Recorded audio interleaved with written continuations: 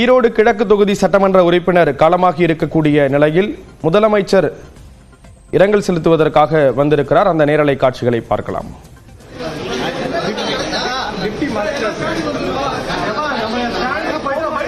ஈரோடு கிழக்கு தொகுதி சட்டமன்ற உறுப்பினர் EVKS இளங்கோவன் மரணமடைந்திருக்கக்கூடிய சூழலில் அவரது உடலுக்கு முதலமைச்சர் MK ஸ்டாலின் நேரில் அஞ்சலி செலுத்துவதற்காக வந்திருக்கிறார். அந்த நேரலை காட்சிகளை பார்க்கிறோம். காங்கிரஸ் கட்சியினுடைய முன்னாள் மாநில தலைவரும் ஈரோடு கிழக்கு தொகுதி சட்டமன்ற உறுப்பினருமான EVKS இளங்கோவன் உடல்நலக்குறைவு காரணமாக தனியார் மருத்துவமனையில் அனுமதிக்கப்பட்டிருந்த நிலையில் அவர் காலமாகி இருக்கிறார். தற்போது அஞ்சலி செலுத்துவதற்காக முதலமைச்சர் அங்கு வந்திருக்கக்கூடிய காட்சிகளை பார்க்கிறோம். விவரங்களை செய்தியாளர் தமிழரசி வழங்க கேட்கலாம். தமிழரசி, விவரங்களை பகிர்ந்துக்கலாம்.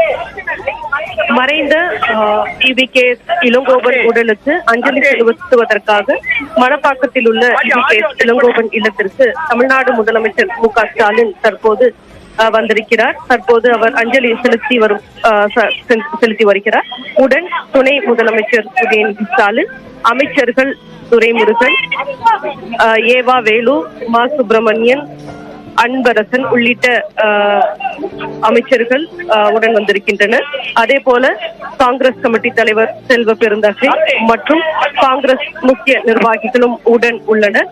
தற்போது ஏற்கனவே அவருடைய மறைவுக்கு இரங்கல் தெரிவித்து முதலமைச்சர் அறிக்கை வெளியிட்டிருந்தக்கூடிய நிலையில் தற்போது அவர் மணப்பாக்கத்தில் உள்ள இல்லத்தில் மறைந்த ஈரோடு கிழக்கு சட்டமன்ற உறுப்பினராக இருந்த EVKS இளங்கோவனுக்கு அஞ்சலி செலுத்தி வருகிறார்.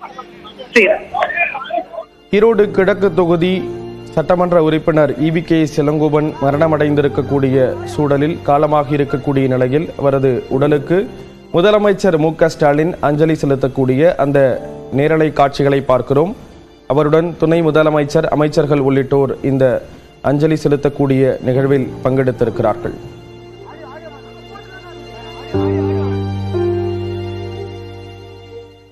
மேகமலை மற்றும் கொடைக்கானல் வனப்பகுதிகளில் பெய்து வரக்கூடிய கனமழையால் சுருளி அருவியில் தொடர்ந்து 2வது நாளாக வெள்ளப்பெருக்கு ஏற்பட்டிருக்கிறது. இதனால் சுற்றுலா பயணிகளுக்கு தடை விதிக்கப்பட்டிருக்கிறது. இதேபோல கும்பக்கரை அருவியிலும் நீர்வரத்து அதிகரித்துள்ளதால் 2வது நாளாக சுற்றுலா பயணிகளுக்கு தடை விதிக்கப்பட்டிருக்கிறது.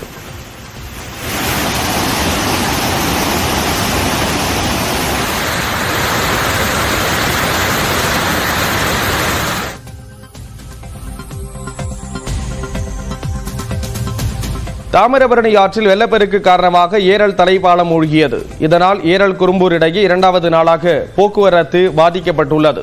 சேர்மன் அருணாச்சல சுவாமி கோயில் பகுதியில் வெள்ள நீர் தேங்க தொடங்கியுள்ளதாகவும் உடனே துரித நடவடிக்கை மேற்கொள்ள வேண்டும் என்றும் அப்பகுதி மக்கள் கோரிக்கை விடுத்துள்ளனர்.